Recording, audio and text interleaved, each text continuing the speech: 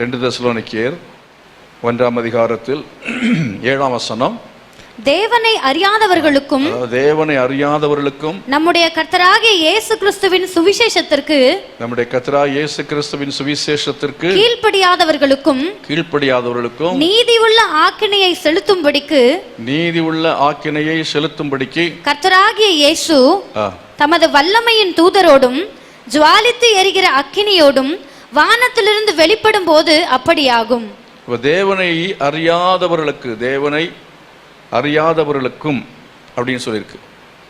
அப்ப யாருக்கெல்லாம் ஆண்டவர் நீதி உள்ள ஆக்கினையை செலுத்த வருகிறார், யாருக்கெல்லாம் ஆக்கினை தீர்ப்பு, யாருக்கெல்லாம் நரகம், யாரையெல்லாம் ஆண்டவர் நியாயம் தீர்த்து நரகத்தில் தள்ளுவார் அப்படிங்கிறத நம்ம பார்த்தோம் என்றால், இந்த வசனம் என்ன சொல்லுகிறது?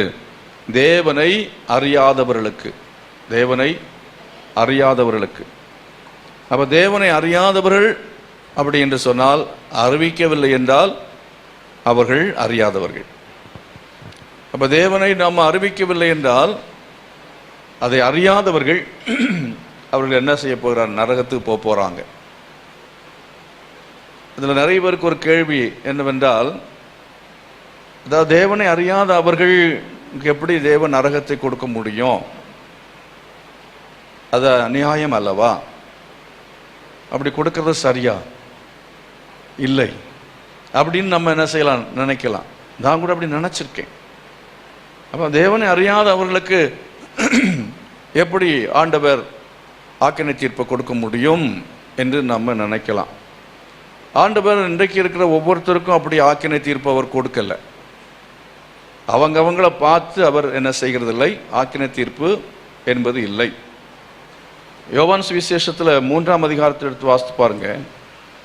யோவான் சுவிசேஷம் 3ஆம் அதிகாரத்தில் நம்ம வாசிக்கும் போது, தேவன் தன்னுடைய ஒரே பேரான குமாரனை விசுவாசிக்கிறவன் எவனோ அவன் கெட்டு போகாமல் நித்திய ஜீவனை அடையும்படிக்கு அவரை தந்தருளி இவ்வளவாய் உலகத்தில் அன்பு கூர்ந்தார். 16வது வசனம் அன்பு கூர்ந்தார். 17வது வசனத்தில் பார்க்குறோம், உலகத்தை ஆக்கினைக்குள்ளாக தீர்க்கும்படி தேவன் தம்முடைய குமாரனை உலகத்தில் அனுப்பாமல் அவராலே உலகம் ரட்சிக்கப்படுவதற்காகவே அவரை அனுப்பினார். 18ஆம் வசனத்தில் பார்க்குறோம், அவரை விசுவாசிக்கிறவன் ஆக்கினைக்குள்ளாக தீர்க்கப்படான். அவரை விசுவாசிக்கிறவன் ஆக்கினைக்குள்ளாக தீர்க்கப்படான். விசுவாசியாதவனோ தேவனுடைய ஒரே பேரான குமாரனுடைய நாமத்தில் விசுவாசம் உள்ளவனாய் இராதபடியினால் அவன் ஆக்கினை தீர்ப்புக்கு உட்பட்டாயிற்று என்று சொல்லி இருக்கிறது. விசுவாசிக்காததுனால நம்ம விசுவாசிக்காததுனால அப்படி என்று சொன்னால் அர்த்தம் என்ன? நீங்கள் ரோமர் நிருபத்தில் படிக்கும்போது அடுத்து வாசிங்க, 10வது அதிகாரத்தில் வாசிக்கிறோம், 14வது வசனத்திலிருந்து படிக்கிறோம். அவரை விசுவாசியாதவர்கள் எப்படி அவரை தொழுது கொள்ளுவார்கள்? அப்போ அதுக்கு முந்தின வசனத்துல பாருங்க, ஆதலால் கர்த்தருடைய நாமத்தை தொழுது கொள்ளுகிற எவனும் ரட்சிக்கப்படுவான். நாமத்தை தொழுது கொள்ளுகிற எவனும் என்ன செய்வான்? ரட்சிக்கப்படுவான். அப்ப கர்த்தருடைய நாமத்தை தொழுது கொள்ளுகிறவன். இப்ப நம்ம எதற்காக வந்திருக்கிறோம்? கர்த்தருடைய நாமத்தை, உண்மையாவா? வசனம் சொல்லுகிறது, கர்த்தருடைய நாமத்தை தொழுது கொள்ளுகிற எவனும் அவன் ரட்சிக்கப்படுவான். அவங்க கர்த்தருடைய நாமத்தை நம்ம தொழுது கொள்ளணும், அவரை ஆராதனை செய்ய வேண்டும். அப்போ அவரை தொழுது கொள்ளாதவர்கள் அவர்கள் ரட்சிக்கப்பட மாட்டார்கள் தான் சொல்லப்பட்டிருக்கிறது. ரட்சிப்பை நாம் நிறைவேற்ற வேண்டும் என்றால், இந்த ரட்சிப்பை நிறைவேற்ற வேண்டும் என்றால் அதுக்கு 7 படிகள் வேதத்தில் சொல்லி இருக்கிறது. முதல் படி என்ன அப்படிங்கிறது நம்ம அந்த ரோமர் 10ஆம் அதிகாரத்திலேயே 9ஆம் வசனத்தில் படிக்கிறோம். 10ஆம் அதிகாரம் 9ஆம் வசனத்தில் பார்க்கிறோம். என்னவென்றால், கர்த்தராகிய இயேசுவை நீ உன் வாயினாலே அறிக்கையிட்டு தேவன் அவரை மரித்தோரிலிருந்து எழுப்பினார் என்று உன் இருதயத்திலே விசுவாசித்தால் ரட்சிக்கப்படுவாய். நீதி உண்டாக இருதயத்திலே விசுவாசிக்கப்படும், ரட்சிப்புண்டாக வாயினாலே அறிக்கை பண்ணப்படும் என்பதாய் நம்ம அந்த வசனத்தில் பார்க்கிறோம். அப்படி என்றால் ரட்சிப்பு அப்படின்னா முதல்ல நாம் கர்த்தராகிய இயேசுவை நம்முடைய வாயினாலே அறிக்கையிட்டு தேவன் அவரை மரித்தோரிலிருந்து எழுப்பினார்னு என்ன செய்யணும்? இருதயத்தில் விசுவாசிக்க வேண்டும். அப்போ இயேசு கிறிஸ்துவை விசுவாசிக்கிறது விசுவாசம். இப்போ இயேசு கிறிஸ்துவை நம்ம ஏன் விசுவாசிக்கணும்? இயேசு கிறிஸ்துவை நம்ம விசுவாசித்தாதான் ரட்சிப்பு. வேறு ரட்சிப்புக்கு வழி இல்லையா? வானத்தின் கீழே பூமியின் மேலே மனிதர்களுக்குள்ளே ரட்சிக்கப்படுவதற்கு இயேசு கிறிஸ்துவின் நாமமே இல்லாமல் வேறே ஒரு நாமம் கட்டளையிடப்படவில்லை. தெளிவாக வேதம் சொல்லுகிறது. ஏன் அப்படி சொல்லி இருக்கிறது? வேறே ஒரு நாமம் கட்டளையிடப்படவில்லை. இப்போ இயேசு கிறிஸ்துவின் நாமத்தினால் மாத்திரம்தான் நமக்கு ரட்சிப்பு கிடைக்குமா என்று கேட்டால், இயேசு கிறிஸ்துவின் நாமத்தினாலே மட்டும்தான் நமக்கு ரட்சிப்பு. ஏன் அப்படி இயேசு கிறிஸ்துவின் நாமத்தினால மட்டும் ரட்சிப்பு? நம்ம நினைக்கலாம் நம்ம கிறிஸ்தவர்கள் கிறிஸ்தவத்துக்கு உரிய பைபிள், ஆகவே கிறிஸ்தவத்தில் ஆட்களை சேர்க்கறதுக்காக இப்படி கிறிஸ்தவங்க எழுதி வச்சிருக்கிறாங்க. கிறிஸ்தவ பைபிளில் அப்படி சொல்லியிருக்கு, நீங்கள் சொல்லிட்டு போங்க. வேறொரு மதத்தில் அவங்க எழுதி வச்சதன்படி ரட்சிப்புக்கென்று ஒரு மார்க்கம் சொல்லியிருந்தால் அந்த மார்க்கத்தின்படி அவர்கள் அதை பின்பற்றுகிறார்கள். அவங்க தெய்வத்தை என்ன செய்கிறாங்க? பின்பற்றுகிறாங்க. நான் கேட்குறேன், வேறு எந்த மார்க்கத்திலேயாவது ரட்சிப்புக்கான வழி சரியாக சொல்லப்பட்டிருக்கிறதா என்றால் இல்லவே இல்லை. ரட்சிப்புக்கான வழி பரிசுத்த வேதாகமத்தில் மட்டும்தான் மிக தெளிவாக அருமையாய் சொல்லப்பட்டிருக்கிறது. நம்ம புரிந்து கொள்ளவில்லை என்பதுதான் பிரச்சனை. நம்மவும் புரிந்து கொள்ளவில்லை, இதை வாசிக்கிறவர்களும் எளிதாக என்ன செய்யவில்லை? புரிந்து கொள்ளவில்லை. இப்போ இயேசு கிறிஸ்து தான் ரட்சிப்புக்கு அவர் வழியாக இருக்கிறார். அப்போ இயேசு என்ன சொன்னார்? நானே வழியும் சத்தியமும் ஜீவனுமாக இருக்கு, என்னை அல்லாமல் ஒருவனும் பிதாவினிடத்தில் வரான் என்று அவர் சொல்லிவிட்டார். பிதாவினிடத்தில் வர வேண்டும் என்றால் இயேசு கிறிஸ்து மூலமாக தான் என்ன செய்ய முடியும்? பிதாவிடத்தில் வர முடியும். இயேசு கிறிஸ்துவ மூலமாக அல்லாமல் பிதாவிடத்தில் என்ன செய்ய முடியாது? வரவே முடியாது. பிதாவை அடைய முடியாது. பிதாவை அடைவது என்று சொன்னால் என்ன?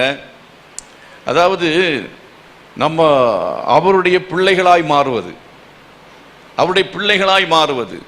இப்போ அவருடைய பிள்ளைகளாய் நாம் மாற வேண்டும் என்று சொன்னால் இயேசு கிறிஸ்து மூலமாக தான் அவருடைய பிள்ளைகளாய் என்ன செய்ய முடியும்? மாற முடியும். நீங்கள் ஏசாயா தீர்க்கதரிசியின் புஸ்தகத்தில் 53வது அதிகாரத்தில் வாசித்து பாருங்கள். 53வது அதிகாரம் ஏசாயா தீர்க்கதரிசியின் புஸ்தகம் 53ஆம் அதிகாரம் 10வது வசனத்தை படிங்க. கர்த்தரோ அவரை நொறுக்க சித்தமாகி, கர்த்தரோ அவரை நொறுக்க சித்தமாகி அவரை பாடுகளுக்கு உட்படுத்தினார், அவரை பாடுகளுக்கு உட்படுத்தினார். அவருடைய ஆத்துமா தன்னை குற்ற நிவாரண பலியாக ஒப்பு கொடுக்கும் போது அவர் தமது சந்ததியை கண்டு நீடித்த நாளாக இருப்பார்.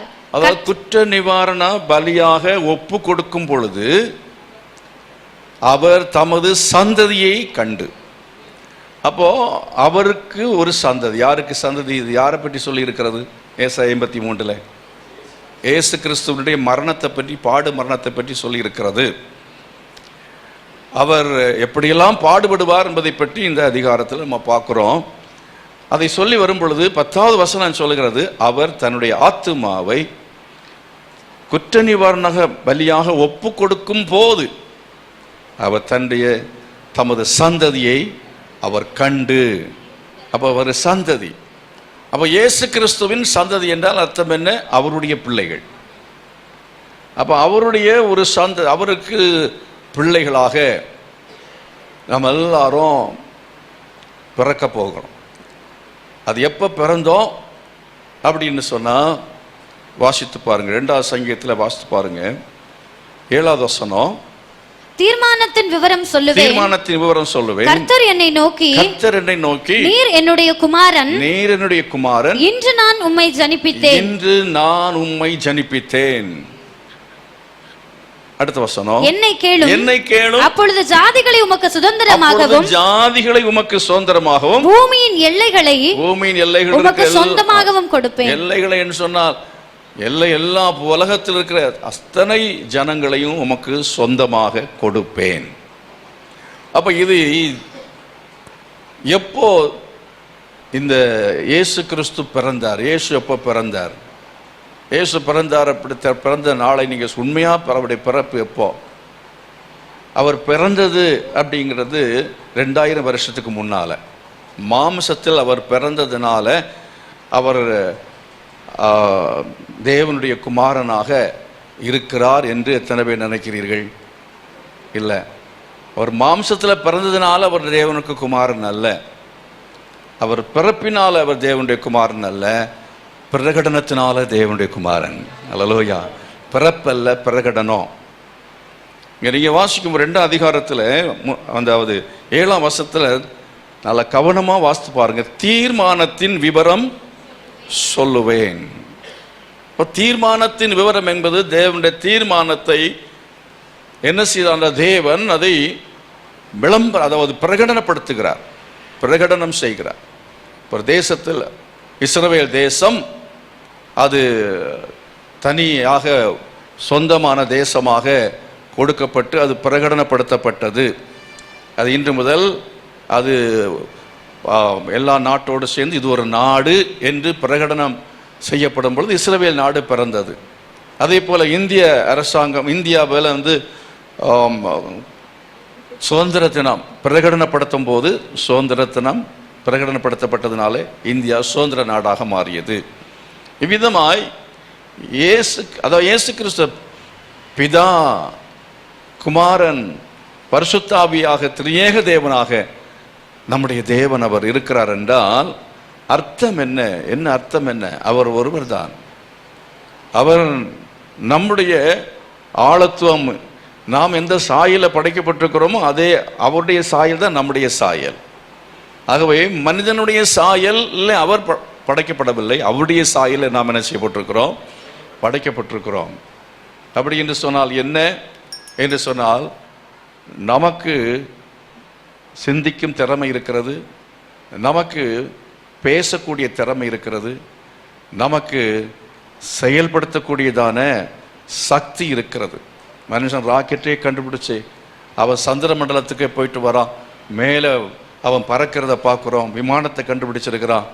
இதெல்லாம் அவனுடைய திறமை, பவர், அவனுக்கு இருக்கிற சக்தி.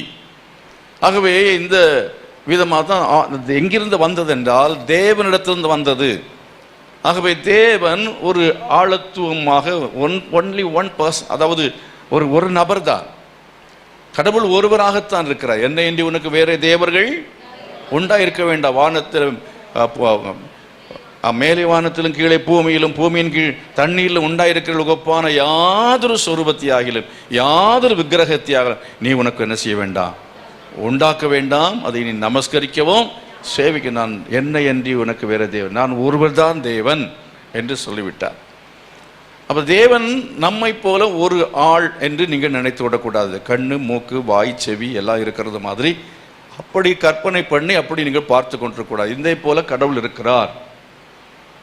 அவருடைய சாயல்ல அப்போ தலைமுடி எந்த மாதிரி இருந்திருக்கும், மூக்கு எவ்வளோ நீளமாக இருக்கும், அவருக்கு எத்தனை பல்லு, இப்படியெல்லாம் நம்ம கணக்கு போடக்கூடாது. அவர் நம்மை போல இப்படி ஒரு சரீரத்தில் இல்லை. கடவுள் சரீரத்தில் இல்லை, நம்மை போல மாம்ச தேகத்தில் இல்லை, பார்க்கக்கூடிய ஒரு உருவத்தில் அவர் இல்லவே இல்லை. ஆனால் அவருக்கு சிந்தை உண்டு, அவருக்கு வார்த்தை உண்டு, அவருக்கு என்ன உண்டு, சக்தி உண்டு, செயல்பட முடியும். அதை நம்ம விளங்கிக் கொள்வது என்பது முடியாத காரியம், ரொம்ப முடியாத காரியம். என்றால் மாம்சத்தில் இருக்கிற நாம் மாம்சத்தில் இருக்கிற மனுஷனையே புரிந்து கொள்ளவில்லையே.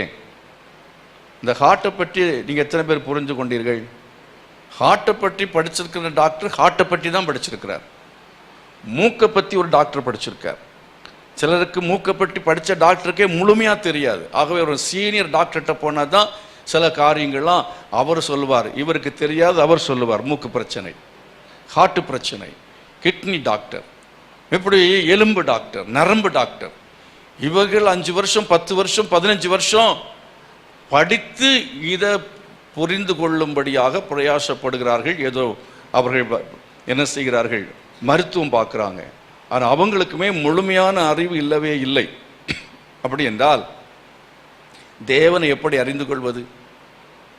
தேவன் ஆவியாய் இருக்கிறார் என்கிறதை வேதம் சொல்லுகிறதை நாம் ஏற்றுக்கொள்ள வேண்டும். கர்த்தர் மகிமைப்படுத்தால். அல்லேலூயா. கடவுளை அறிந்து கொள்வது என்பது நமக்கு கடினமான காரியம். நம்ம கடினமான காரியம் என்று சொல்கிற சமயத்தில் நமக்கு இருக்கிற இந்த மூளையை வைத்து கடவுளை நாம் அறிந்து கொள்ள முற்படுவோம் என்று சொன்னால் அது நமக்கு இயலாத காரியம். இந்த வேத புத்தகத்தில் கடவுளை பற்றி விளக்கமாக எழுதப்படவில்லை. கடவுளை பற்றி எழுதப்படவில்லை. அவருடைய கடவுளை பற்றி அல்ல, அதாவது அவரை பற்றின்னு சொல்கிற சமயத்தில் இப்போ ஒரு மனுஷனை பற்றின்னு சொல்லும்போது அவனுடைய மனுஷனை பற்றி எழுதும்போது அவனுடைய கைகள் கால்கள் அப்படின்னு எழுதலாம். அவனுடைய ஹார்ட் எப்படிப்பட்டது, அவருடைய தலைமுடி எப்படிப்பட்டது இப்படின்ட்டு அதை விஸ்தரிக்கலாம். அந்த மாதிரி கடவுளை பற்றி இங்கே விஸ்தரிக்கவில்லை. ஆனால் அவருடைய கிரியைகள் பற்றி தான் வேதத்தில் எழுதப்பட்டிருக்கிறது. அல்லேலூயா. the works of God, தேவனுடைய செயல்களை குறித்து இங்கே நம்ம வேதத்தில் பார்க்கிறோம். ஆகையால் பிரியமானவர்களே, விதமாய் தேவனை ஒருவனும் கண்டதில்லை. ஆனால் குமாரனா இயேசு, அவருடைய ஒரே பேரான குமாரனே அவரை இந்த உலகத்துக்கு என்ன செய்தார்? வெளிப்படுத்தினார் என்று சொல்லி இருக்கிறது. குமாரனா இயேசு கிறிஸ்து மூலமாக அவர் இந்த உலகத்திலே வாழ்ந்தபோது அவர் வெளிப்படுத்தினார் என்று சொல்லும்போது, ஓ இவர் தான் கடவுள். கடவுள் சொன்னால் இயேசு கிறிஸ்துவை போல நீண்ட தாடி வச்சிருப்பார். இயேசு தாடி வச்சிருந்தார் இல்லையா எனக்கு தெரியாது. ஆனால் அந்த படத்தில் ஒரு நீண்ட தாடி, அப்புறம் தலைமுடி நீளமாக இருக்கிறது. அப்புறம் அவரை பற்றி நம்ம ஒரு படத்தில் பார்க்குறோம். பொதுவாக எங்கேயுமே யார் அந்த படத்தை கண்டுபிடிச்சாங்கன்னு தெரியாது. அந்த நாட்களில் ஃபோட்டோ பிடிப்பதற்கு வசதி கிடையாது. அவரை பற்றி அப்படி எந்த விதமான இப்படி இருந்தார் என்று யாருக்கும் தெரியும். ஆனால் ஒரு மனித உருவத்தில் இருந்தார், ஒரு மனுஷ உருவத்தில் இருந்தார். ஆனால் இன்றைக்கு ஏதோ ஒருவர் வரைந்த ஒரு படத்தை வைத்துக்கொண்டு நம்ம எல்லாரும் இவர்தான் கடவுள், கடவுள் இப்படித்தான் இருப்பார் அப்படி என்று நினைத்து இயேசு கிறிஸ்துவனுடைய அந்த சரீர உருவத்தை என்ன செய்கிறோம்? கடவுளாக நினைத்து அநேகர் என்ன செய்கிறார்கள்? அதை கற்பனையில் வைத்திருக்கிறார்கள். அதுக்கு முன்னால் என்ன செய்கிறார்கள்? தொழுகை செய்கிறத நம்ம பார்க்குறோம். ஆனால் கடவுள் அப்படி இல்லவே இல்லை. அவர் ஆவியாக இருக்கிறார், அரூபியாக இருக்கிறார், சொரூபியாக இருக்கிறார். ஆகவே அவரை தொழுது கொள்கிறவர் ஆவியோடும் உண்மையோடு என்ன செய்ய வேண்டும்? தொழுது கொள்ள வேண்டுமே தவிர அவரை விக்கிரகத்தை உண்டு பண்ணி நாம் தொழுது கொள்ளவே கூடாது. கரங்களை வைத்து கர்த்தரை மகிமைப்படுத்தும். ஹல்லேலூயா. ஆகினாலே இந்த ஆண்டவர், இந்த தேவன் இவரை இயேசு கிறிஸ்து நான் வசனத்தில் வாசித்தது போல அவருடைய பிதாவிடத்தில் வந்து சேர வேண்டும் என்றால் இயேசு கிறிஸ்துவனுடைய பிள்ளையாக மாறுவதற்கு, இயேசு கிறிஸ்துவின் பிள்ளையாக மாறுவதற்கு நாம் என்ன செய்ய வேண்டும் அப்படிங்கிறதை நம்ம பார்க்கிறதான சமயத்தில், அதாவது நாம் அவருடைய பிள்ளைகளாய் மாறுவதற்கு நாம் அவரை விசுவாசிக்க வேண்டும். எத்தனை பேர் நம்ம விசுவாசிக்கிறோமோ அத்தனை பேரும் அவருடைய பிள்ளைகளாய் நாம் மாறுகிறோம். கரங்களை வைத்து கர்த்தரை மகிமைப்படுத்தும். ஹல்லேலூயா. இயேசு கிறிஸ்து அவருடைய பிள்ளைகளாக நம்மை மாற்றுவதற்காகத்தான் அவர் என்ன செய்தார் தெரியுமா? சிலுவையிலே வந்து குற்ற நிவாரண பலியாக தன்னை ஒப்பு கொடுத்தார். சிலுவையிலே அவர் குற்ற நிவாரண பலியாக ஒப்பு கொடுத்ததன் மூலமாகத்தான் நாம் என்ன செய்ய, அவருடைய சந்ததியாக மாற முடிந்தது. அவருடைய சந்ததியாக உலகத்தில் உள்ள அவருடைய பிள்ளைகளை எல்லாரையும் அவர் உட்படுத்தினது. உலகத்தில் எல்லாம் பிறக்கப் போகிற சந்ததி எல்லாவற்றையும் அவருடைய சந்ததிக்கு உட்படுத்தி இருக்கிறார். இப்போ நாம் எல்லாம் அவருடைய பிள்ளைகளாய் மாற வேண்டும் என்றால் அவர் செய்த அந்த பலியை, அவர் நமக்காக நிறைவேற்றின அந்த குற்ற நிவாரண பலியை நாம் விசுவாசிக்க வேண்டும். அல்லேலூயா. குற்ற நிவாரண பலி என்பது 5வது பலி. சர்வாங்க தகன பலி, போஜன பலி, பாவ நிவாரண பலி, சமாதான பலி, பாவ நிவாரண பலி, அப்புறம் குற்ற நிவாரண பலி என்று 5 பலிகள் வேதத்தில் சொல்லப்பட்டிருக்கிறது. இயேசு கிறிஸ்து சர்வாங்க தகன பலியாக, அதாவது ஒரு சர்வாங்க தகன பலி என்று சொல்லும்போது லேவியராகமத்தில் நீங்கள் முதல் அதிகாரத்தை படித்து பாருங்கள். அந்த லேவியராகமத்தை சொல்லப்பட்டிருக்கிறபடி அது தோல் உரிக்கணும், அது என்ன செய்ய வேண்டும்? அது சந்து சந்தாக துண்டிக்கப்பட வேண்டும் என்றெல்லாம் சொல்லப்பட்டிருக்கிறது. அவ்விதமாக இயேசு கிறிஸ்து என்ன செய்தார்? அவர் மிலாட்டினாலே வாரினாலே அடிக்கப்பட்டார். சதைகள் கிழிக்கப்பட்டது. அந்த சர்வாங்க தகன பலியாக இயேசு அவர் என்ன செய்தார்? முதலாவது மாறினார். அதன் பின்பு அவர் போஜன பலியாக, அவர் சமாதான பலியாக, அவர் பாவ நிவாரண பலியாக, கடைசிய குற்ற நிவாரண பலியாக அவர் சிலுவையிலே அவர் மரித்தார். கரங்களை வைத்து கர்த்தரை மகிமைப்படுத்துவோம். அவ்விதமாக அவர் குற்ற நிவாரண பலியாக மரிக்கும் போது என்னவென்று சொன்னால், இந்த கிறிஸ்துவுக்குள் நாம் எல்லாரும் அவருடைய பிள்ளைகளாக, அவருடைய சந்ததியாக மாறுகிறோம். அவருடைய சந்ததியாக நம்ம மாறுகிறோம். அருமையானவர்களே, நம்மை அவருடைய பிள்ளைகளாக மாற்றுவதற்காக தான் அவர் அந்த சிலுவையிலே அவர் பாடுபட்டார். ஒரு குழந்தையை பெறுவதற்கு எவ்வளவு பாடுபட்டு வேதனைப்பட்டு குழந்தையை ஒரு ஸ்திரீ பெற்றெடுக்கிறாளோ, அதே மாதிரி இயேசு நம்மை சிலுவையிலே பெற்றெடுத்தவர் தகப்பனாக இருக்கிறார். அல்லேலூயா. சிலுவையில் நம்மை பெற்றெடுத்த நம்முடைய தகப்பன். அதுக்காக கர்த்தரை ஸ்தோத்திரம். அல்லேலூயா. அந்த ஆண்டவராய் இயேசு கிறிஸ்து அவர் நமக்கு தகப்பனா இருக்கும் பொழுது அவருக்கு அவர் தகப்பன். யார் தகப்பன்? தேவன். அவர் எப்படி தகப்பனா மாற முடியும்? அவர் தகப்பனாக அவர் மாறினாதான் இப்போ என்ன செய்ய முடியும்? நம்மை நாம் அவரை பிதாவாக என்ன செய்ய முடியும்? பிதாவை அடைய முடியும். வேதத்தில் நம்ம வாசிக்கிற சமயத்தில் நீங்கள் எபேசியர் நிருபத்தில் 1ஆம் அதிகாரத்தில் 4ஆம் வசனத்தை வாசித்து பாருங்க. 4ஆவது வசனம். தமக்கு முன்பாக நாம் அன்பில் பரிசுத்தம் உள்ளவர்களும் குற்றமில்லாதவர்களுமாய் இருப்பதற்கு அவர் உலக தோற்றத்துக்கு முன்னே கிறிஸ்துவுக்குள் நம்மை தெரிந்து கொண்டபடியே. கிறிஸ்துவுக்குள் தேவன் என்ன செய்திருக்கிறார்? நம்மை தெரிந்து கொண்டார். எதற்காக தெரிந்து கொண்டார்? நாம் அவருடைய பிள்ளைகளாக இருக்கும்படி அவர் தெரிந்து கொண்டார். கரங்களை வைத்து கர்த்தரை மகிமைப்படுத்துவோமா? நம்முடைய பிள்ளைகளாக இருக்கும்படி அவர் தெரிந்து கொண்டார். பிள்ளைகள் ஆக்கும்படி கர்த்தர் செய்த காரியங்கள் என்ன அப்படிங்கிறத நம்ம அந்த 1ஆம் அதிகாரத்தில் 12ஆம் வசனத்தை படிக்கிறோம். 1ஆம் அதிகாரம் 12ஆம் வசனத்தை வாசித்து பாருங்க. தமது சித்தத்தின் ஆலோசனைக்கு தக்கதாக, தமது சித்தத்தின் ஆலோசனைக்கு தக்கதாக எல்லாவற்றையும் நடப்பிக்கிற அவருடைய தீர்மானத்தின்படியே நாங்கள் முன்குறிக்கப்பட்டு, நாங்கள் முதலாவது தீர்மானித்தார். God determined. அதாவது அவர் தீர்மானித்தார். எப்போ தீர்மானித்தாரா? உலக தோற்றத்துக்கு முன்னாலேயே அவர் தீர்மானித்தார். எப்போ? நம்மெல்லாம் அவருடைய பிள்ளைகளாகணும்னு சொல்லி உலக தோற்றத்துக்கு முன்னே அவர் தீர்மானித்தார். அதுக்காக கர்த்தரை ஸ்தோத்திரம் பண்ணுவோம். ஹல்லேலூயா. இப்போ உலக தோற்றத்துக்கு முன்னே நாம் அவருடைய பிள்ளைகளாய் மாற வேண்டும் என்று சொன்னால் அவர் செய்ய வேண்டியதான காரியங்கள் என்ன என்பதை அடுத்தது பாருங்க. எபேசியர் 1ஆம் அதிகாரம் 6ஆவது வசனத்தில் நீங்கள் வாசிக்கும் பொழுது 12ஆம் வசனம் படிக்கிற சமயத்தில் அந்த 2 வசனம் சேர்த்து படிக்கிற சமயத்தில் நாம் அங்கே முதலாவது தீர்மானித்தார், 2வது முன் குறித்தார். முதல்ல தீர்மானித்தார், 2வது என்ன செய்தார்? முன் குறித்தார் என்பதை அந்த 6ஆவது வசனத்திலையும் 12ஆம் வசனம் சேர்த்து படிக்கும்போது நமக்கு புரியும். முதலாவது தீர்மானித்தார், 2வது முன் குறித்தார், 3வது என்ன செய்தார் பாருங்க. எபேசியர் 1ஆம் அதிகாரம் 4ஆவது வசனமும் 12ஆவது வசனமும் 4ஆம் வசனம் படிங்க.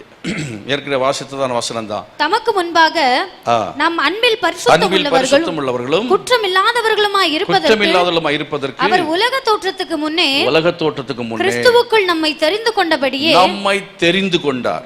முதலாவது தீர்மானித்தார், 2வது முன்குறித்தார், 3வது நம்மை அவர் தெரிந்து கொண்டார். நம்மை யார? மனுஷர்களை தெரிந்து கொண்டார். கர்த்தரை மகிமைப்படுத்து. அல்லேலூயா. ஆதாம் முதற்கொண்டு ஆதாமுக்குள்ளே பிறக்க போகிற அத்தனை அந்த சந்ததி, ஆதாமின் சந்ததியை தெரிந்து கொண்டார். எல்லாரும் யாரை தெரிந்து கொண்டார்? ஆதாமின் சந்ததியை தன் சந்ததியாக தெரிந்து கொண்டார். அதனால்தான் கிறிஸ்துவுக்குள் என்று அந்த வசனம் அங்கே சொல்லப்பட்டிருக்கிறது. நீங்கள் இன்னொரு வசனத்தை வாசிக்கலாம்.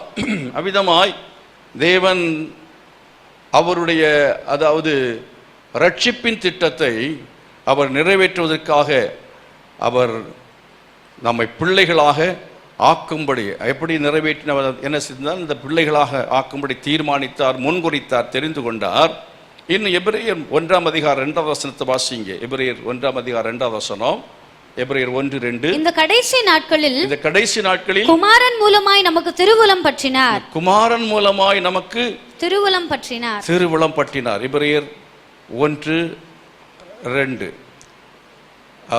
எபிரேயர் 1:2 அல்ல, அவரை சுதந்திரவாளியாக்கினார் என்று இருக்கும். இருக்கா? சுதந்திரவாளியாக்கினார். இவரை சர்வத்துக்கும் சுதந்திரவாளியாக நியமித்தார். இவரை சர்வத்துக்கும் சுதந்திரவாளியாக நியமித்தார். வசனத்தை முழுசா படிச்சா தான் வரும். இவரை சர்வத்துக்கும் சுதந்திரவாளியாக என்ன செய்தார்?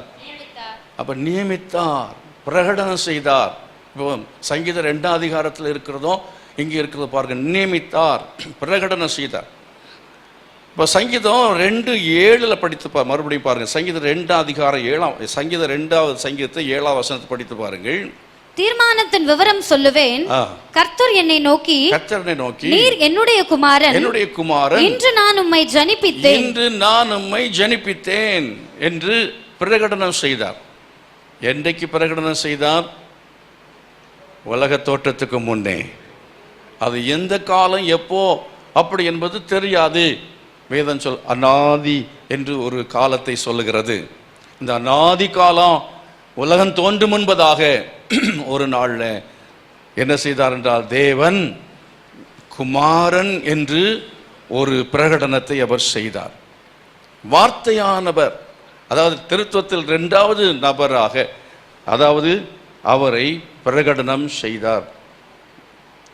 இந்த உலகத்தில் அவர் வார்த்தையானவராக, அதுக்கு பிறகு பழைய ஏற்பாட்டு காலத்தில் அவர் செயல்பட்டார். கர்த்தருடைய தூதனார் என்று அழைக்கப்பட்டார். பின்பு புதிய ஏற்பாட்டில் அந்த வார்த்தையானவர் மாம்சமாகி நம்மிடத்தில் என்ன செய்தார்? வெளிப்பட்டார். இப்போ ஆதியாகமத்தின் புஸ்தகத்தில் 15ஆம் அதிகாரம் 3வது வசனத்தை வாசித்து பாருங்கள். ஆதியாகமம் 15ஆம் அதிகாரம் 3வது வசனம். பின்னும் ஆபிராம் தேவரீர் எனக்கு புத்திர சந்தானம் அருளவில்லை.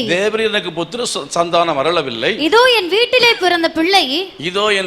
பிறந்த பிள்ளை எனக்கு சுதந்திரவாளியாய் இருக்கிறான் என்றான்.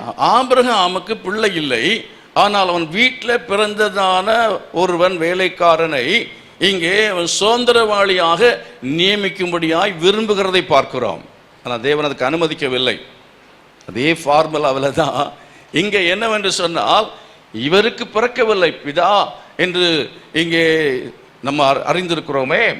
கடவுள் அவர் பிதாவாக, குமாரனாக, இல்லைன்னா மாதாவாக அப்படி ஒன்றும் இல்லை. கடவுள் கடவுளாகத்தான் இருக்கிறார். அவர் ஆவியா இருக்கிறார், அரூபியா இருக்கிறார். அந்த தேவனுக்கு என்று சொல்லி ஒரு குமாரன் நம்ம சரீரத்தில் பார்க்கறது போல அப்படி ஒரு பிறப்பு அன்றைக்கு நடக்கவில்லை. பிரகடனத்தினாலே இங்க என்ன செய்யறாங்க? ஒரு குமாரன், அதாவது குமாரன் என்று ஏற்படுத்துகிறதை பார்க்கிறோம். குமாரனை ஏற்படுத்துகிறார். பிறக்க போகிறதான இந்த இயேசு கிறிஸ்துவை முன்பதாகவே அவர் என்ன செய்கிறார் என்று சொன்னால், அவர் குமாரனாக பிரகடனப்படுத்துகிறதை நம்ம பார்க்கிறோம். வாசிங்க எபிரேயர் நிருபத்தில் 1ஆம் அதிகாரம் 2வது வசனத்தை திரும்ப பாருங்க. எபிரேயர் 1:2.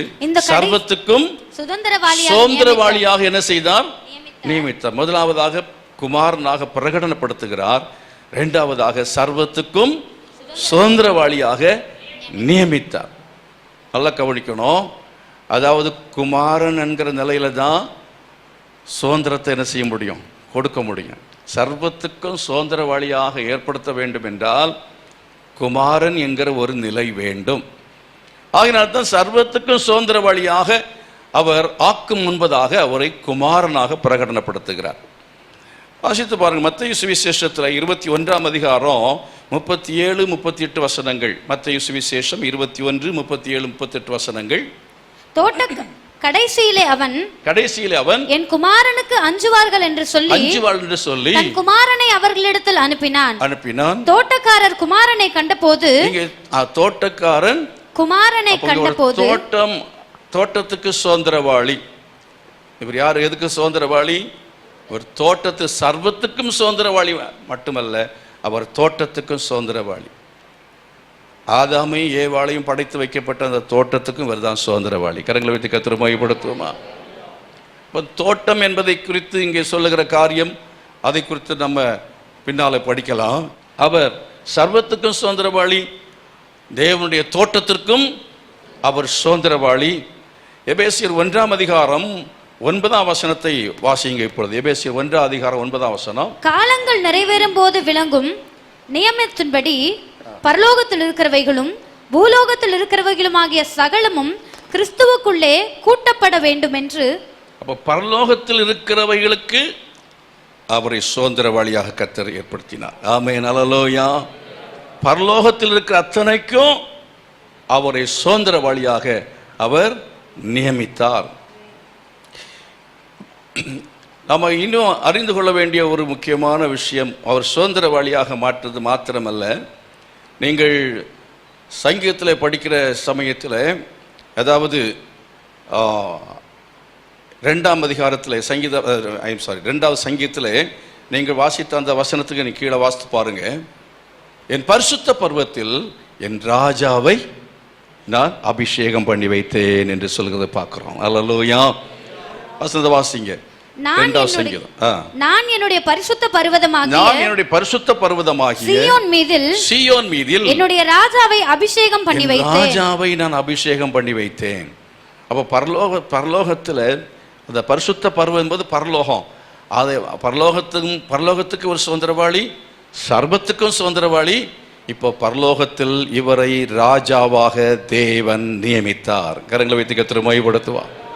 பரலோகத்தில் அவர் ராஜா. இப்போ பூலோகத்தில் யார் ராஜாங்கிறத நம்ம பார்ப்போம். அதாவது நீங்கள் வாசித்து பாருங்க, யோவான் சுவிசேஷத்தில் 3ஆம் அதிகாரம் 16வது வசனம். யோவான் சுவிசேஷம் 3ஆம் அதிகாரம் 16வது வசனம். தேவன் தம்முடைய தன்னுடைய ஒரே பேரான குமாரனை விசுவாசிக்கிறவன் எவனோ, ஒரே பேரான குமாரன். தேவனுக்கு எத்தனை குமாரன்? குமாரன் என்பது எப்படி ஆனார்? பை டிக்ளரேஷன், பிரகடனப்படுத்துவதன் மூலமாக இவர் குமாரன் என்று இங்கே அழைக்கப்படுகிறதை நம்ம பார்க்கிறோம். ஆகவே குமாரன் எப்படி என்ற ஒரே பேர் மட்டுமல்ல. எபிரேயர் 1:6 வாசித்து பாருங்கள். எபிரேயர் 1:6 என்ன சொல்லியிருக்கிறது? மேலும் தமது முதற் பேரானவரை, தன்னுடைய முதற் பேரு, ஒரே பேரு, அப்புறம் முதற் பேரு. அப்போ ஒரே பேரான குமாரன், இப்போ முதற் பேரு. அப்போ முதற் பேருன்னு சொன்னா அப்போ இன்னொரு பேர் இருக்கணும் இல்லையா? இன்னொரு பேரு இருக்க வேண்டும் அல்லவா? அப்போ அந்த பேர் யார் அப்படிங்கிறத நம்ம பார்ப்போம். லூக்கா சுவிசேஷம் 3ஆம் அதிகாரம் 38ஆம் வசனம். லூக்கா சுவிசேஷம் 3ஆம் அதிகாரம் 38ஆம் வசனம். ஏனோ சேத்தின் குமாரன், சேத் ஆதாமின் குமாரன். ஆதாம் தேவனால் உண்டானவன். அது வேறு மற்ற ஆங்கில மொழிபெயர்ப்புகள், ஆங்கில பைபிள் படிச்சீங்கன்னா ஆதாம் சன் ஆஃப் காட் அப்படின்னு அங்கே எழுதப்பட்டிருக்கு. நீங்கள் படிக்க முடியும். தேவனுடைய குமாரன் என்று எழுதப்பட்டிருக்கும். அதை நான் வாசிக்கிறேன். which was the son of Enos, which was the son of Seth, which was the son of Adam, which was the son of God என்று ஆங்கிலத்தில் சொல்லப்பட்டிருக்கிறது. தமிழில் வேறு மொழிபெயர்ப்பிலையும் வாசிக்கும் போது ஏனோ சேத்தின் மகன், சேத் ஆதாமின் மகன், ஆதாம் தேவனின் மகன். ஆகவே தேவனுக்கு இப்போ எத்தனை பிள்ளைகள்? அவர் முதற் பேரு. அப்போ இன்னொரு பேர் யாரு? ஆதாம் இன்னொரு மகன் என்று சொல்லி இந்த வசனம் தெளிவாய் சொல்லுகிறது. இப்போ ஆதியாகமத்தின் புஸ்தகம் 1ஆம் அதிகாரம் 26ஆம் வசனத்தை வாசித்து பாருங்க. ஆதியாகமம் 1:26. பின்பு தேவன் நமது சாயலாகவும் நமது ரூபத்தின்படியேயும் மனுஷனை உண்டாக்குவோமாக. அவர்கள் சமுத்திரத்தின் மச்சங்களையும் ஆகாயத்து பறவைகளையும் மிருக ஜீவன்களையும் பூமி அனைத்தையும் பூமியின் மேல் ஊறும் சகல பிராணிகளையும் ஆளக்கடவர்கள். இப்ப ராஜா, பூமிக்கு ராஜா யாரு? பரலோகத்துக்கு ராஜா யார்? இயேசுன்றது அவருடைய அந்த என்ன முதற் பேரானவர். பரலோகத்துக்கு ராஜா.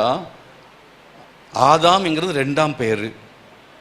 அவருக்கு பூலோகத்தில் எல்லாமே அவருக்கு ஆண்டவர் ஆளுகையை கொடுத்தார், ராஜாவை கொடுத்தார். ஆனால் நடந்தது என்ன? யோவான் சுவிசேஷம் 8ஆம் அதிகாரம் 33-34 வசனங்கள். கலாத்தியர் 4:7, கலாத்தியர் 4:31 ஆகிய இந்த வசனங்களை வாசித்து பாருங்கள். வாசிக்கிற டைமில் மனுஷர்கள், அதாவது இயேசு சொல்வார், பாவம் செய்கிறவன் பாவத்துக்கு அடிமையா இருக்கிறான். அப்போ ஆதாமை தேவன் படைக்கும் பொழுது அவரை கிறிஸ்துவுக்கு அடுத்தபடியாக அவர் என்ன ராஜாவாக இந்த உலகத்தில் ஆளுகைக்காக ஏற்படுத்தி படைத்து வைத்திருந்தார். இந்த உலகத்தில் அவருக்கு அதாவது ஆதாமுக்கோ ஆதாமின் சந்ததியாக நமக்கோ எந்த குறைவும் இல்லை. இப்போ நான் எப்படி சொல்றேன்னா, குமாரர்களுக்கு பிதாவின் சுதந்திரம் உண்டு. கரங்களை வைத்து கர்த்தரை மையப்படுத்துவோம். குமாரர்கள் என்று சொன்னால் பிதாவின் சுதந்திரம் உண்டு. சர்வத்துக்கும் அவரை சுதந்திரவாளியை மாற்றினது போல பூலோகத்தில் ஆளுகை கொடுத்து பூலோகத்தின் சுதந்திரங்களை ஆண்டவர் கையில கொடுத்திருந்தது போல அவருடைய சந்ததிக்கும் அது என்ன செய்ய தானாகவே கடந்து வரக்கூடியதாக தேவன் ஏற்படுத்தி வைத்திருந்தார். எத்தனை பேர் விசுவாசிக்கிறீங்க? அதாவது ஆதாமுக்குள்ள இருந்த எத்தனை பேரும் ஆதாம் பாவம் செய்யாமல் இருந்திருந்தா இன்றைக்கு நம்ம அனுபவிக்கிற கஷ்டங்களும் துன்பங்களும் ஒன்றும் நம்ம அனுபவிக்க வேண்டியதே இல்லை.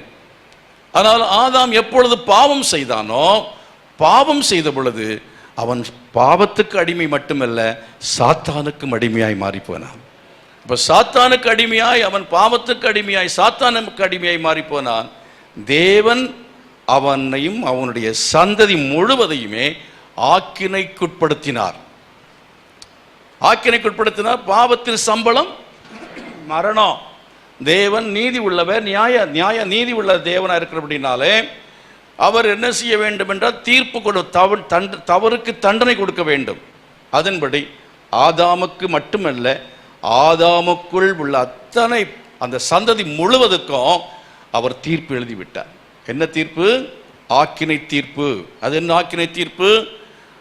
மரிக்கும் நாள் நீ மண்ணா இருக்கிறாய், மண்ணுக்கு திரும்பாய், மாத்திரமல்ல உனக்கு நித்தியமான நரகம்.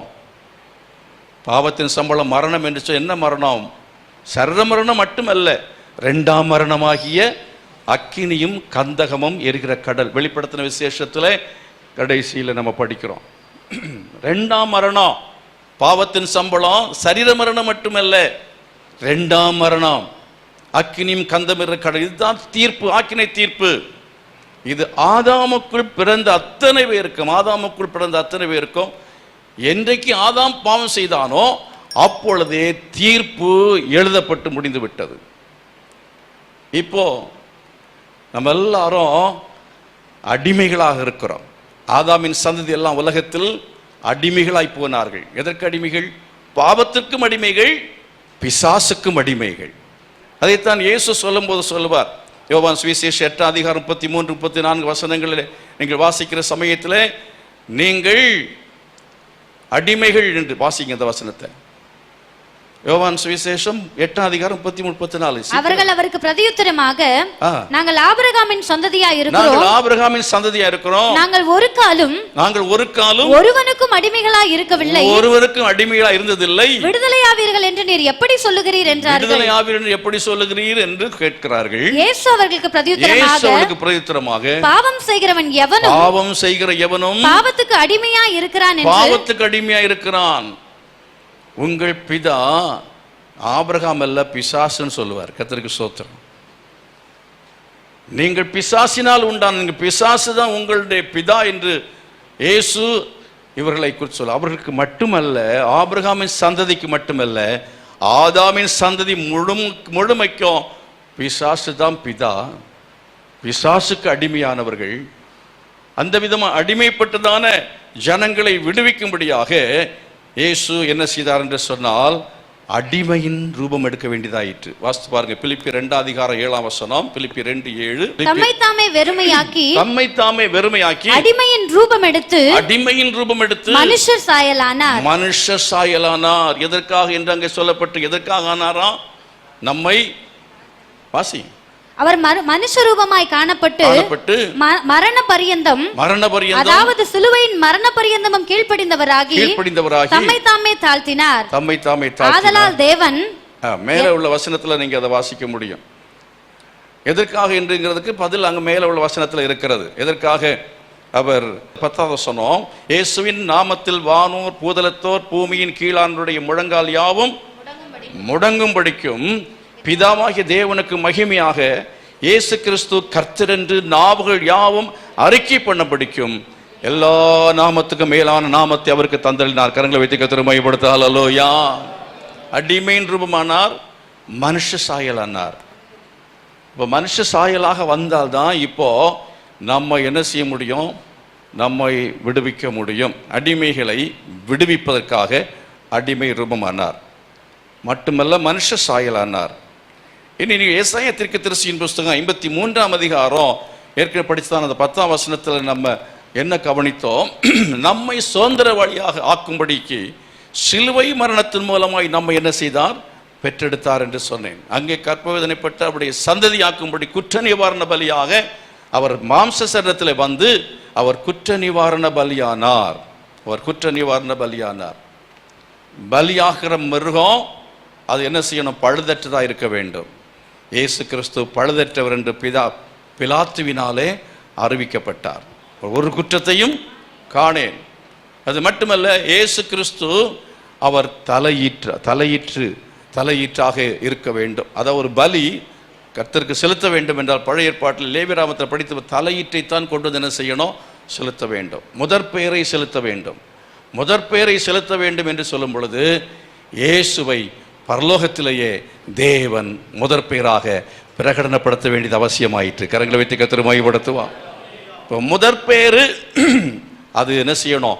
உலகத்தில் வந்து முதற் பெயரை சொல்ல, அதாவது முதற் பெயராக இந்த உலகத்தில் வந்து அவர் அந்த பரலோகத்திலே முதற் பெயரு, பூலோகத்திலே அவர் இந்த உலகத்தில் அவர் பிறக்கிற சமயத்திலையும் யாருக்கு?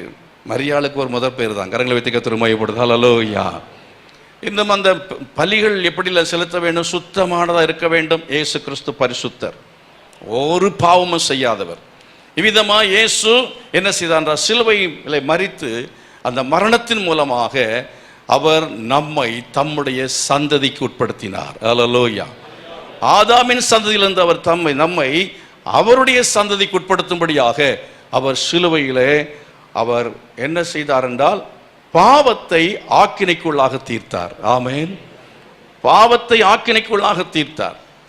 ஆதாமின் மூலமாக வந்த பாவத்தினுடைய ஆக்கினை, அந்த தண்டனையை, அதாவது அவர் தாமை எடுத்துக்கொண்டு அவர் சிலுவையிலே மரித்தபடினாலே பாவத்தை அவர் சுமந்து அவர் தன்னை பாவியாக்கி கொண்டு ஆதாமுடைய பாவத்தை தன்மேல் ஏற்றுக்கொண்டு ஆதாமுடைய சந்ததியின் பாவத்தையும் தன்மேல் ஏற்றுக்கொண்டு சிலுவையிலே மரிக்கிற சமயத்தில் என் தேவனே என் தேவனே ஏன் என்னை கைவிட்டீர் என்று சொல்லி கதறினார் பாருங்க.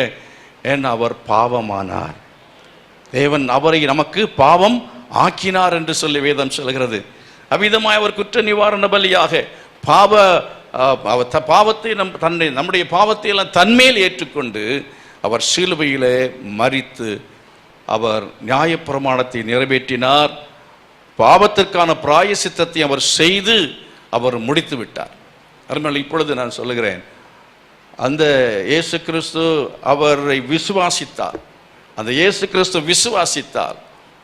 அவர் நமக்காக சிலுவையிலே பிராயசித்தம் செய்து அந்த ஆக்கினை தீர்ப்பில் நம்ம விடுவித்திருக்கிறார் என்பதை எந்த ஒரு மனுஷன் விசுவாசிக்கிறானோ அவனுக்கு ரட்சிப்பு, அவனுக்கு ரட்சிப்பு. ஆகவே தான் வசனம் சொல்லுகிறது, அவரை வாயினாலே என்ன செய்ய வேண்டும்? அறிக்கை செய்ய வேண்டும். இருதயத்தில் என்ன செய்ய வேண்டும்? விசுவாசித்தால் என்ன செய்யப்படுவாய்? ரட்சிக்கப்படுவாய். எத்தனை பேர் விசுவாசிக்கிறீங்க? உங்களுக்கு ரட்சிப்பு உண்டு. ஹல்லேலூயா. உண்மையாய் பாவத்தின் பரிகாரியா இயேசுவை விசுவாச பாவத்தை அறிக்கை செய்து இயேசுதான் என் பாவத்திற்கான பரிகாரி என்பதை எந்த ஒரு மனுஷன் விசுவாசிக்கிறானோ அவனுக்கு ரட்சிப்பு. இதை நாம் அறிவிக்காமல் இருப்போம் என்றால் கேள்விப்படாதவர்களுக்கு, அறியாதவர்களுக்கு ரட்சிப்பு இல்லவே இல்லை. தானாக அவர்களெல்லாம் போவாங்க பரலோகத்துக்கு நினைத்து சும்மா இருக்கக்கூடாது. நம்ம ஆக்கினை தீர்ப்பிலிருந்து ரட்சிக்கப்பட்டிருக்கிறோம். நித்தியமான ஆக்கினை தண்டனையிலிருந்து நாம் விசுவாசிக்கும் முன்பதாக என்ன நடந்தது? கேள்விப்பட்டோம். பிரசங்கிக்கிறோம். இல்லாவிட்டால் எப்படி கேள்விப்படுவார்கள்? ரோமர் நிருபத்தில் படிக்கிறோம் 10ஆம் அதிகாரத்தில். விசுவாசிக்கிறவன் என்ன செய்ய வேண்டும்? விசுவாசிக்க வேண்டும் என்றால் கேள்விப்பட வேண்டும். கேள்விப்பட வேண்டும் என்றால் பிரசங்கம் செய்யப்பட வேண்டும்.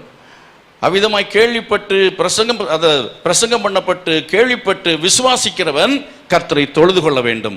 கர்த்தரை தொழுது கொள்கிற எவனோ அவன் ரட்சிக்கப்படுவான். ஹல்லேலூயா.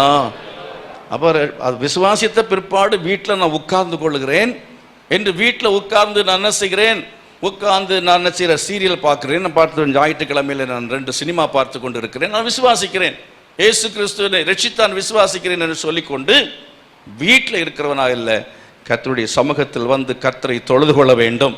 தொழுகை என்பதில் ஜெபம் அடங்கி இருக்கிறது, துதி அடங்கி இருக்கிறது, ஸ்தோத்திரம் அடங்கி இருக்கிறது, காணிக்கை கொடுப்பது அடங்கி இருக்கிறது, இன்னும் சொல்ல போனால் ஆத்துமாதாயம் செய்வதும் அடங்கி இருக்கிறது. கரைகளை கர்த்தரை மகிமைப்படுத்துவோம்.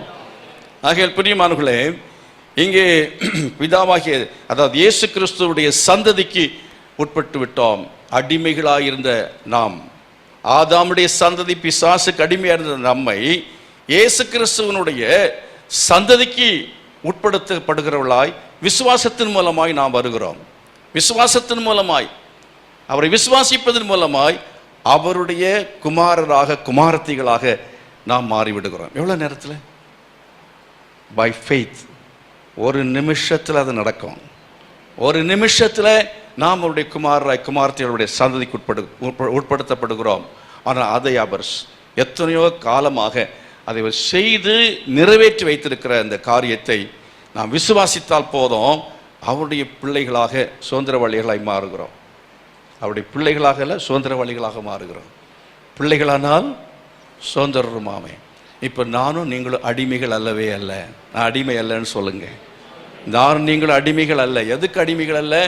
பாவத்திற்கும் அடிமைகள் அல்ல, பிசாசுக்கும் அடிமைகள் அல்ல. பிசாசுக்கு நம்ம அடிமை என்று நம்ம ஆண்டவருக்கும் அடிமைன்னு சொல்லக்கூடாது. இந்த பாட்டு ஒன்று பாடுறது தப்பான பாட்டு. அடிமை நான் ஆண்டவரே. ஆனால் அடிமையை போல ஊழியம் செய்யணுமா? ஆனால் பிள்ளைகள் என்ற நிலைமையில் நாம் என்ன செய்ய வேண்டும் என்று சொன்ன ஆண்டுடைய சமூகத்தில் வரும்போது அப்பா பிதாவே என்று கூப்பிட பண்ணத்தக்கதான புத்திர சுவிகாரத்தின் உரிமையை கர்த்தர் நமக்கு தந்திருக்கிறார். அதை எப்படி நம்ம பெற்றுக்கொண்டிருக்கிறோம் என்று சொன்னால் அதை நம்ம பின்னால் நம்ம பார்க்க போகிறோம். நமக்கு சமயம் குறைவாக இருக்கிறது. சீக்கிரமாக நான் சொல்லி முடிக்க விரும்புகிறேன். வாசிக்கலாம். கலாத்தியர் 4ஆம் அதிகாரம் 6வது வசனம். கலாத்தியர் 4:6. மேலும் நீங்கள் புத்திரனாய் இருக்கிறபடியால் அப்பா பிதாவே என்று கூப்பிடத்தக்கதாக தேவன் தமது குமாரனுடைய ஆவியை உங்கள் இருதயங்களில் அனுப்பினார். இருதயங்களில் என்ன செய்தார்? அனுப்பினார். பரிசுத்த ஆவியானவர், அதாவது குமாரன் பிள்ளைகள் என்கிறத உறுதி செய்ய வேண்டும் என்றால் கோர்ட்டில் போய் நிற்கணும். அங்கே கோர்ட்டில் என்ன செய்யணும்? யாராவது அதை சாட்சிப்படுத்தணும். வேறு எந்தெந்த காரணத்தினா இதனால இவரை இப்பொழுது இவர் என்ன தத்தெடுத்திருக்கிறார் இவர் அப்படின்னு சொல்லி என்ன செய்யணும்? சாட்சி கொடுக்கணும். இப்போது என்ன அப்படின்னா, இயேசு கிறிஸ்துவுடைய பிள்ளைகள், இயேசு கிறிஸ்துவுடைய பிள்ளைகளாக நாம் இருக்கிறோம் என்கிறது மாத்திரமல்ல, பிதாவுக்கும் புத்திரராகி நாம் மாறுகிறோம். இப்போ இயேசு கிறிஸ்துவை அப்பா என்று கூப்பிடுவதா இல்லை அண்ணான்னு கூப்பிடுறதா தான் குழப்பம், பிரச்சனை. இயேசு கிறிஸ்துவை அப்பான்னு கூப்பிடுறதா அண்ணான்னு கூப்பிடுறதா அப்படிங்கிறதான் இப்போ நமக்கு கேள்வி.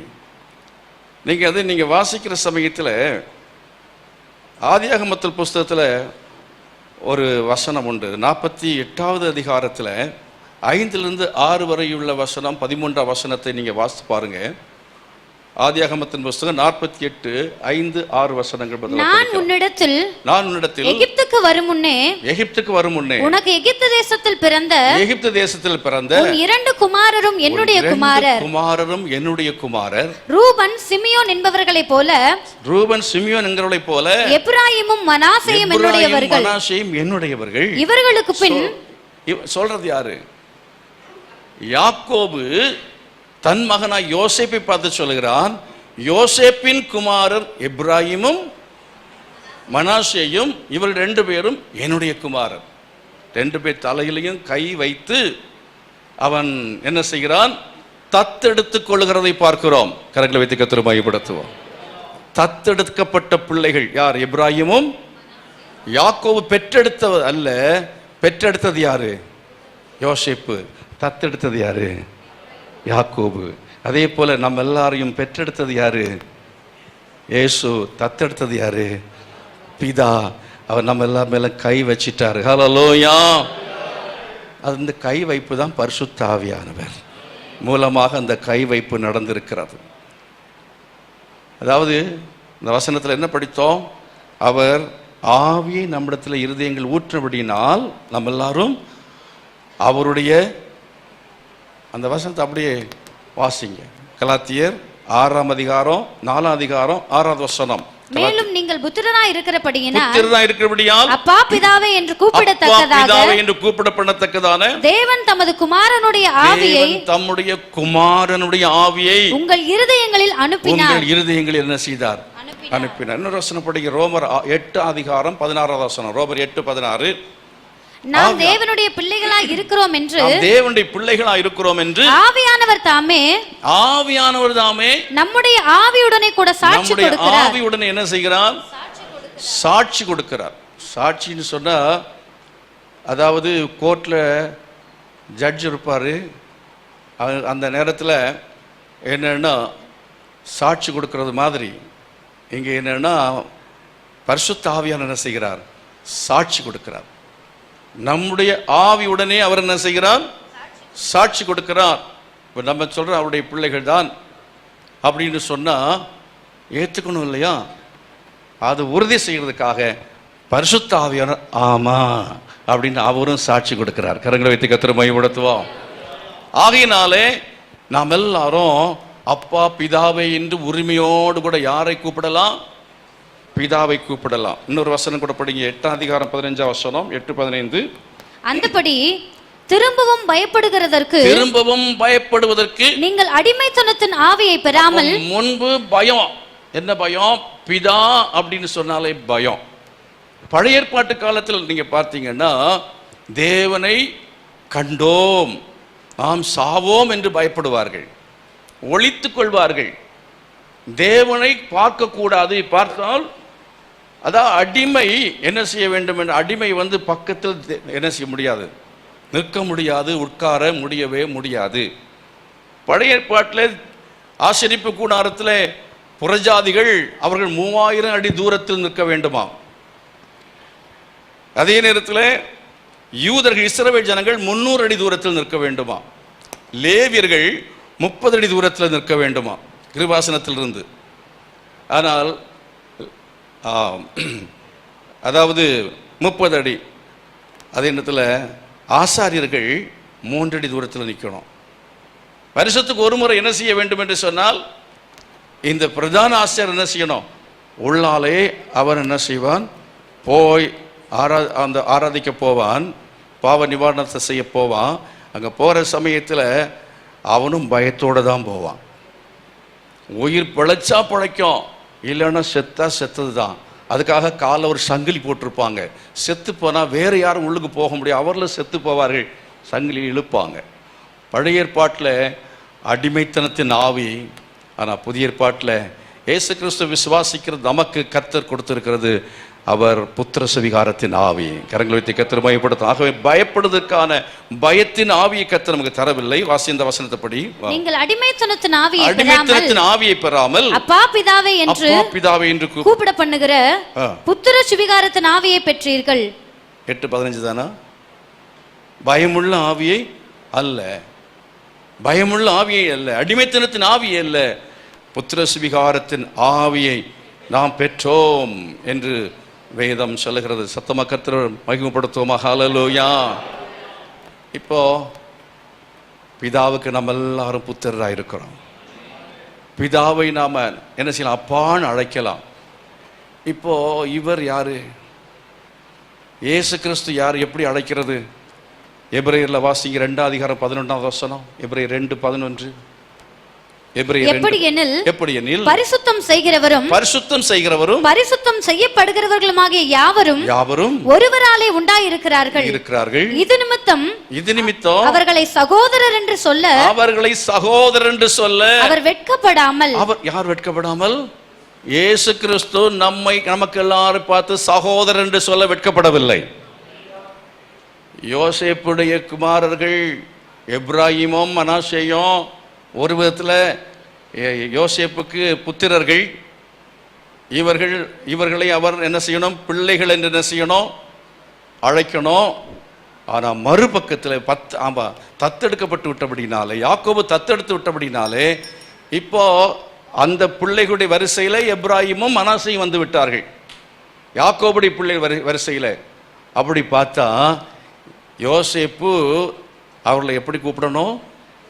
சகோதரன் என்று கூப்பிட வேண்டும். எப்ராஹிம் மனாசே யோசேப்பு எப்படி கூப்பிட வேண்டும்? சகோதரன் என்று கூப்பிட வெட்கப்படக்கூடாது. அவன் வெட்கப்பட்டிருப்பான், அது எப்படி கூப்பிட முடியும்? ஆனால் இயேசு கிறிஸ்துவோ அவர் வெட்கப்படவே இல்லை. கரங்களை வைத்து கர்த்தரை மகிமைப்படுத்த ஹல்லேலூயா. அருமையானவர்களே, இவ்விதமாய் நாம் எல்லாரும் பிதாவினுடைய பிள்ளைகளாக இருக்கிறபடினாலே, பரிசுத்த ஆவியானவராலே நாம் என்ன சாட்சிப்படுத்தப்பட்டபடி புத்திரராக இருக்கிறபடினாலே, புத்திரராக இருப்போம் என்றால் நமக்கு ஒரு பெரிய ஆசீர்வாதம் என்ன? ரோமர் நிருபம் 8ஆம் அதிகாரம் 17ஆம் வசனம். ரோமர் 8ஆம் அதிகாரம் 17ஆம் வசனம். நாம் பிள்ளைகளானால் சுதந்திரருமாமே, தேவனுடைய சுதந்திரரும் கிறிஸ்துவுக்கு உடன் சுதந்திரருமாய் இருக்கிறோம். தேவனுடைய சுதந்திரர் மட்டுமல்ல, கிறிஸ்துவுக்கு உடன் சுதந்திரர். கிறிஸ்துவுக்கு உடன் சுதந்திரர். கிறிஸ்து அவர் சுதந்திரவாளி, சர்வத்துக்கும் சுதந்திரவாளி. இப்ப நாமும் கிறிஸ்துவின் மூலமாய் பிதாவினுடைய புத்திரராக்கப்பட்டு விட்டபடினாலே, விசுவாசத்தினாலே நாம் அவருக்கு புத்திரராக்கப்பட்டு விட்டபடினாலே, கிறிஸ்து மாத்திரமல்ல சுதந்திரவாளி, அவருக்கு உடன் சுதந்திரவாளி, பங்காளியாய் மாறிவிட்டோம். கர்த்தரை மகிமைப்படுத்த ஹல்லேலூயா. பரலோகத்த சொத்துக்களுக்கு எல்லா தேவனுடைய ஆசீர்வாதங்களுக்கும் பங்காளி சண்டை வரவே வராது. ஆண்டவர் இயேசு கிறிஸ்து அவர் சண்டை போடவே மாட்டார். அவர் எப்படி எல்லாம் அனுபவிக்க அதே விதமாக உடன் சுதந்திரர். கரங்களை இது கர்த்தரை மகிமைப்படுத்துவா. எவ்வளோ பெரிய ஆசீர்வாதம். நம்ம அப்படியா இருக்கிறோம்? நம்ம முகத்தை பார்த்தா எப்படி தெரியுது? சோகமாக உட்கார்ந்து இருக்கிறோம். இங்கே வீடு இல்லை, கார் இல்லை, அது இல்லை, இது இல்லைன்ட்டு. தேவனுடைய சுதந்திரராக நாம் இருக்கிறோம். அதாவது நித்திய சுதந்திரங்கள் எல்லாவற்றுக்கும் உரிமையை கர்த்தர் நமக்கு தந்திருக்கிறார். அருமையானவர்களே, ஒரு காரியத்தை புரிந்து கொள்ள, நம்ம அடிமை அல்ல, பிள்ளைகளாக இருக்கிறபடினாலே நாம் தூரத்தில் அல்ல, நாம் 300 அடியிலும் தூரத்திலும் இல்லை, 3000 இல்லை, 300 இல்லை. கர்த்தர் அதெல்லாவற்றிருந்தும் மாற்றி நம்ம எங்கே உட்கார வச்சிருக்கிறார் அப்படிங்கிறத வாசிங்க பார்க்கலாம். எபேசியர் 2ஆம் அதிகாரம் 7ஆவது வசனம். எபேசியர் 2:7. கிறிஸ்து இயேசுவுக்குள் நம்மை அவரோடே கூட எழுப்பி உன்னதங்களிலே அவரோடே கூட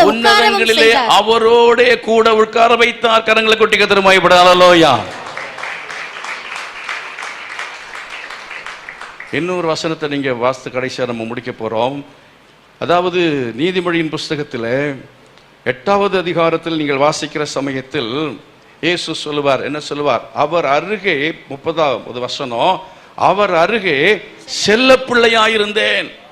அவர் அருகே செல்ல பிள்ளைன்னு சொன்ன, செல்ல பிள்ளை எங்க பக்கத்தில் இருக்குமா? ஒரு அடி தூரத்தில் இருக்குமா?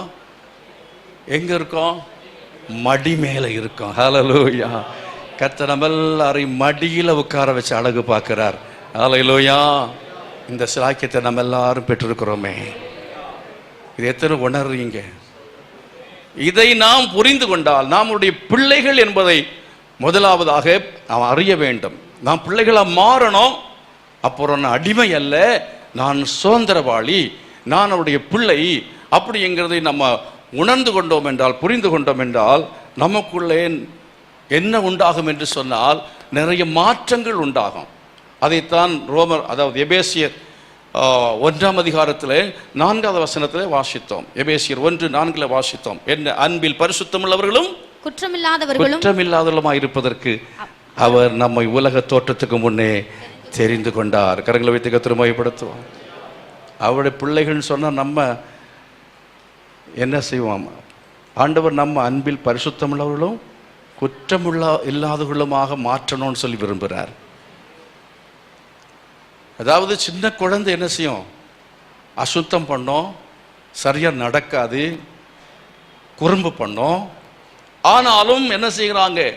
பெற்றோர் அதை கழுவி சுத்தம் பண்ணி சகித்து பொறுத்து அதை என்ன செய்கிறாங்க, நல்ல ஒரு முதிர்ச்சியான ஒரு குழந்தையாய் மாற்ற, நல்ல திறமையுள்ளவனாக நல்லா படிக்க வச்சு அவனை பெரிய ஆளாக மாற்ற விரும்புகிறது போல அவருடைய பிள்ளைகளாக மாறின நம்ம கர்த்தர் என்ன செய்கிறார் என்று சொன்னால், அவரை வீட்டில் கொண்டு வந்து உட்கார வச்சு அவர் நமக்கு சில வேளை தாலாட்டு பாட்டு பாடி, எப்போவுமே தாலாட்டு பாட்டு பாட்டு வளர்ந்த பிற்பாடு தாலாட்டு பாட்டு பாடினா நீங்கள் சரியில்லைன்னு அர்த்தம். ஆரம்பத்தில் வர்றவங்களுக்கு தாலாட்டு பாட்டெல்லாம் பாடி ஆறுதலெல்லாம் சொல்லி அனைத்து உற்சாகப்படுத்தி, சில சமயத்தில் கடிந்து கொண்டு வளர்ந்த பிள்ளைகளை கடிந்து கொண்டு தண்டித்து எச்சரித்து இன்னும் புத்திமதி சொல்லி அவர்களை கர்த்தர் என்ன செய்கிறார் என்று சொன்னால், அவர்களை பால் உண்ணுகிற அனுபவத்தில் இருக்கிறவர்களை பலமான ஆகாரம் உண்ணுகளாய் மாற்றி, முதிர்ச்சி உள்ளவர்களாய் கர்த்தர் மாற்றி, பரிசுத்தவான்கள் அன்பிலே பரிசுத்தம் உள்ளவர்களும் குற்றமற்றவர்களுமாக தேவன் நம்மை மாற்றி என்ன செய்ய போறார், ஒரு நாளிலே பரலோகத்தில் நம்மை அவரோடு கூட அவர் வாழ செய்யும்படியாய் சீக்கிரமாய் உலகத்தில் வரப்போகிறார். கரங்களை வைத்து கர்த்தரை மையப்படுத்துவோம். பரலோகத்தில் நாம் என்ன செய்ய போறோம், அந்த சுதந்திரங்களை பெற்றுக்கொள்ளும்படியான அந்த தகுதியை நாம் பெற்றிருக்கிறோம். எதன் மூலமாய்? கிறிஸ்துவின் மூலமாய் அவருடைய பிள்ளைகளாக மாற்றப்பட்டு, அவருடைய பிள்ளைகளாக மாறின பிற்பாடு பிதாவினால் தத்தெடுக்கப்பட்ட, அதாவது சுவிகார புத்திரர். என்ன சொல்லப்பட்டிருக்கிறது? சுவிகார புத்திரர், தத்து பிள்ளைகள். யார் மூலமாய்? நம்மெல்லாரும் இயேசு கிறிஸ்து மூலமாய் தத்து பிள்ளைகளாக மாறியிருக்கிறோம். நாம் ஆதாமின் சந்ததியில் இப்பொழுது இல்லை, நாம் இயேசுவின் சந்ததிக்கு உட்பட்டவர்களாக இருக்கிறோம். ஆகவே இயேசு கிறிஸ்துவோடு கூட உடன் சுதந்திரவாளி என்கிற அந்த பெரிய சிலாக்கியத்தை கர்த்தர் நமக்கு தந்திருக்கிறார். ஆகவே இனி நீங்கள் என்ன செய்யக்கூடாது, ஆண்டவர்கிட்ட போய் கேட்கும் பொழுது என்ன செய்யணும், தைரியமாக பிரவேசிக்கணும். தைரியமாக ஆண்டவர்கிட்ட கேட்கணும். அப்பா பிதாவே என்று சொல்லி உங்களுடைய உரிமையை கேளுங்க. பிச்சைக்கார மாதிரி என்ன செய்யக்கூடாது, நான் வந்திருக்கிறேன், அடிமை வந்திருக்கிறேன், எனக்கு ஏதாவது போடும் அப்படின்னு கேட்க வேண்டியதில்லை. நானும் நீங்களும் தேவனுடைய பிள்ளைகள். ஹல்லேலூயா. எப்படி தேவனுடைய பிள்ளைகளாக மாற முடியும்? இதுக்கு எவ்வளவு வேலை செஞ்சுருக்காருல்ல, எவ்வளோ பிளான் பண்ணியிருக்காரு, எவ்வளோ திட்டம் போட்டு, எவ்வளவு பயங்கரமான காரியங்களை செஞ்சு, ஆதாமின் சந்ததி அது நரகத்துக்கு போகாமல் அது பரலோகத்தில் வந்து சேர்ந்து பரலோகத்தில் உள்ள எல்லா சுதந்திரங்களையும் பெற்றுக்கொள்ள மட்டுமல்ல, ஆதாம் இழந்து போன பூலோகத்தினுடைய ஆசீர்வாதங்களையும் பெற்றுக்கொள்ளும்படியாக தேவன் இவ்வளவு மகிமையான காரியத்தை செய்திருக்கிறார். இவைகளைத்தான் அப்போஸ்தலனாகிய பவுல் எபிரேயர் நிருபத்திலும் கொலோசியரிலும் கலாத்தியரிலும் எபிரேயரிலும் எல்லாம் எழுதி வைத்திருக்கிறார். அவளை நல்ல கருத்தாய் படித்து நாம் என்ன செய்ய வேண்டும், ரட்சிப்பை நிறைவேற்றுவோமாக. அல்லேலூயா. ரட்சிக்கப்படாத ஜனங்களுக்கு என்ன செய்யணும், இந்த வைக்கோஸ் மூலமாக போய் ஆட்களை கூப்பிட்டு உட்கார வச்சு அவங்களுக்கு சுவிசேஷத்தை சொல்லணும், அழைத்து கொண்டு வர வேண்டும். நிச்சயமாகவே நம் மூலமாக ஒரு சிலராவது என்ன செய்யட்டுமே, நித்திய நரகத்துக்கு தப்பிக்கொள்ளட்டுமே. நாம் நம்முடைய கடமையை செய்வோம், மற்றவங்க செய்வாங்க. எத்தனை பேர் செய்ய போறீங்க? விதமாக எத்தனை பேர் செய்ய போறீங்க? 25ஆம் தேதி சாயங்காலத்தில் ஒரு சிலரையாவது அழைத்து கொண்டு வாருங்கள். தொடர்ந்து நீங்கள் ஜெபம் பண்ணுங்கள், உறவினர்களுக்காய் ஜெபியுங்கள். தொடர்ந்து நீங்கள் என்ன செய்யுங்க, பக்கத்து வீட்டில் இருக்கிற நபர்களுக்காக நீங்கள் ஜெபியுங்க, அயலகத்தாருக்காக ஜெபியுங்க, நண்பர்களுக்காக ஜெபியுங்க. பெயரை எழுதி வச்சு சும்மா தூக்கி போட்டக்கூடாது. வருஷம் முழுவதும் ரட்சிக்கப்படுகிறது வரையிலையும் அவளுக்காய் ஜெபம் பண்ண வேண்டும். எப்படியாவது சுவிசேஷத்தை சொல்ல முயற்சி செய்ய வேண்டும். கர்த்தர் நமக்கு கொடுத்த அந்த ரட்சிப்பு, நம்மை கர்த்தர் ஆக்கினிலிருந்து விடுவித்தார். இந்த உலகத்தின் ஜனங்களை விடுவிக்கத்தக்கதாக கர்த்தர் கிருபை செய்வாராக. நம்ம எல்லாரும் எழுமிந்திருப்போம், எல்லாரும் எழுமிந்திருக்கலாம். ஓ ஹல்லேலூயா. Thank you Jesus. உமக்கு ஸ்தோத்திரம். Thank you Lord. Hallelujah. Glory to God. ரெண்டு கரங்களை உயர்த்தி ஆண்டவர் நோக்கி நமக்கு, ஆண்டவரே உம்முடைய ரட்சிப்பை நான் காத்து கொள்ளணும்ப்பா. நித்தியமான நரகத்தில் இதனை மீட்கும்படியாக சிலுவையிலே நீர் உம்முடைய இரத்தத்தை சிந்தி, ஆண்டவரே நீர் இந்த உலகத்தில் வந்து என்னை சிலுவையிலே பெற்றெடுத்தவர். ஆமென். ஹல்லேலூயா. அடிமை ரூபம் எடுத்து மனுஷ சாயலானீர் ஆண்டவரே. அதுக்காக ஸ்தோத்திரம் என்று சொல்லுங்க, அதுக்காக ஸ்தோத்திரம் என்று சொல்லுங்க, அதுக்காக ஸ்தோத்திரம் என்று சொல்லுங்க. Glory to God. உமக்கு ஸ்தோத்திரம். Glory to Jesus. உமக்கு நன்றி செலுத்துகிறோம் ஆண்டவரே, உமக்கு நன்றி செலுத்துகிறோம் ஆண்டவரே. ஹalleluya. உமக்கு ஸ்தோத்திரம், உமக்கு ஸ்தோத்திரம் ஆண்டவரே. நன்றி நன்றி நன்றி. நன்றியோடு உமக்கு ஸ்தோத்திரம், நன்றியோடு உமக்கு ஸ்தோத்திரம். எல்லா கர்த்தரை ஸ்தோத்திரம் பண்ணுங்க. அவருடைய பிள்ளைகளாய் கர்த்தர் மாற்றினதுக்காய் கர்த்தரை ஸ்தோத்திரம் பண்ணுங்க. புத்திர சுவிகாரத்தின் ஆவியை கொடுத்ததுக்காய் கர்த்தரை ஸ்தோத்திரம் பண்ணுங்க. ஹalleluya. இன்று மரித்தாலும் கர்த்தர் நம்மை நித்திய நரகத்திலே அனுப்பாதபடிக்கு நம்மை பரலோகத்தில் சேர்த்துக் கொள்ளும்படியாய் கிறிஸ்துவுக்குள் தெரிந்து கொண்டதுக்காய் கர்த்தரை ஸ்தோத்திரம் பண்ணுவோம். கிறிஸ்துவுக்குள் தெரிந்து கொள்ளப்பட்ட ஒவ்வொருவரும் பாக்கியவான்களாய் இருக்கிறோம்.